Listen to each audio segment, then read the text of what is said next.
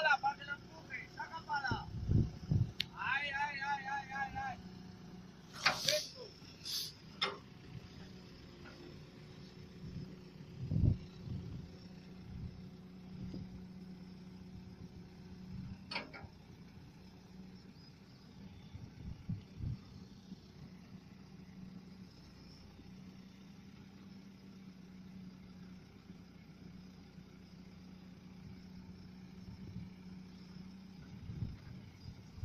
Eso si quieres, vente aquí ya.